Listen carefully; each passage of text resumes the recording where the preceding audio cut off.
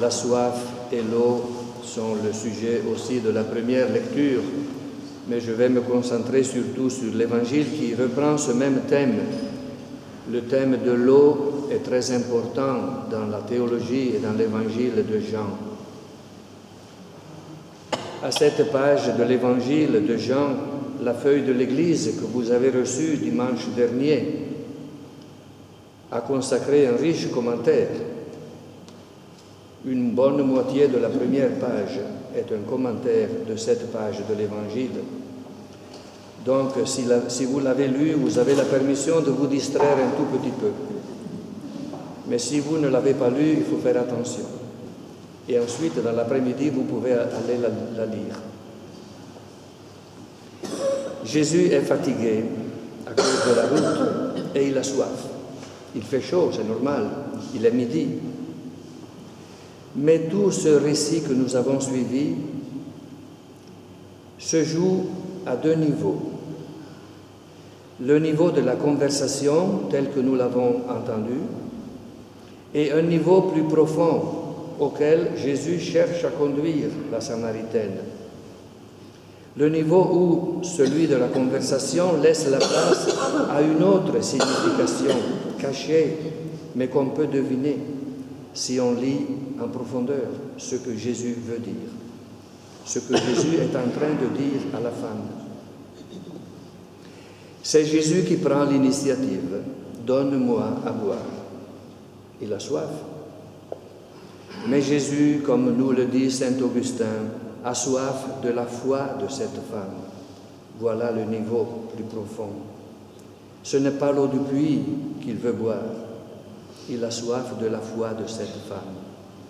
Et notre Père de l'Église dira que Dieu a soif d'être désiré avec soif. Il a soif de notre soif de lui. Plus tard, Jésus dira à ses disciples qu'il a une autre nourriture qui le fait vivre. Donc ce n'est pas le pain que les apôtres sont allés acheter en ville qui va rassasier sa faim. Il a une autre nourriture, c'est de faire la volonté de son Père. Et cet homme n'est pas là par hasard. Il n'est pas là parce qu'il a soif à côté du puits. Il est là pour elle. Et alors le dialogue s'engage, il va plus loin. Si tu savais le don de Dieu et qui est celui qui te dit « donne-moi à boire », toi-même tu aurais demandé à boire. Et la femme s'étonne, elle reste toujours au niveau de la surface. Tu n'as pas de seau, tu n'as pas de cruche, comment est-ce que tu vas puiser l'eau pour me la donner? Quiconque boit de cette eau aura de nouveau soif. Donc il y a une autre eau que Jésus propose à cette femme. Celui qui boira de l'eau que moi je lui donnerai n'aura plus jamais soif. Et l'eau que je lui donnerai deviendra en lui une source d'eau jaillissant pour la vie éternelle. L'eau que Jésus nous donne devient en nous une source, dit l'Évangile. Le mot grec dit un puits. Le puits est quelque chose qui donne toujours de l'eau. On boit, mais l'eau est encore là pour la prochaine fois qu'on aura soif. Jésus la conduit doucement et progressivement vers cette foi. Là encore, la feuille de l'Église vous l'explique bien. C'est pour nous donner l'eau de la vie éternelle qu'il nous conduit à la foi en lui. Cette eau que Jésus donne est l'Esprit de Dieu, qui nous fait vivre. L'Esprit qui l'a poussé au désert pour être mis à l'épreuve avant de commencer son ministère, premier dimanche de Carême. L'Esprit qui a révélé sa gloire dans la transfiguration, deuxième dimanche de Carême.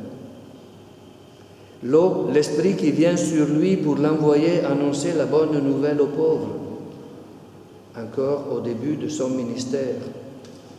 l'Esprit qui le conduit vers Jérusalem, qui le soutient dans l'épreuve suprême lorsqu'il donnera sa vie pour notre salut. Cet Esprit est l'eau qui fait vivre et que Jésus nous offre.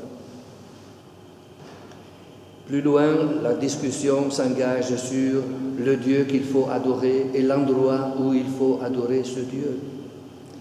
Et Jésus de nouveau amène la femme à un niveau plus profond. Ce n'est plus sur le mont Garizim ou à Jérusalem qu'on va adorer Dieu. Dieu est esprit. Ceux qui veulent l'adorer l'adoreront en esprit et en vérité. C'est dans le sanctuaire de notre cœur, de notre âme, de notre intériorité, que nous avons ce temple dans lequel nous pouvons, où que nous soyons, à n'importe quel moment de notre vie, de notre journée, adorer le Seigneur. Adorer Dieu, ça veut dire le reconnaître, le Dieu de nos vies.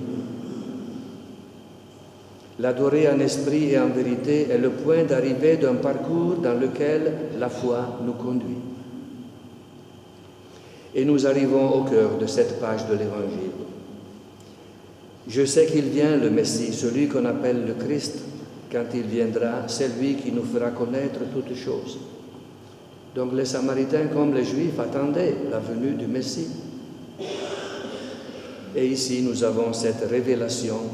C'est vraiment le cœur de cette page de l'Évangile. C'est le cœur de l'Évangile lui-même. Jésus lui dit, « Je le suis, moi qui te parle. » Le parcours de la foi s'achève ici. Il s'achève lorsque nous reconnaissons en Jésus le Messie, notre Sauveur, le Sauveur du monde. Nous continuons notre parcours pendant ce carême vers Pâques, vers le mystère dans lequel Jésus offre sa vie pour nous, lorsqu'il la reprend dans la résurrection, pour nous entraîner avec lui à faire ce passage de la mort à la vie. Demandons-lui de nous donner aussi cette eau qui devienne en nous un puits où d'autres peuvent venir puiser pour leur soif. Pas seulement la soif qu'on expérimente quelquefois dans la vie physique pour notre corps, mais une soif plus profonde dont nous faisons souvent l'expérience.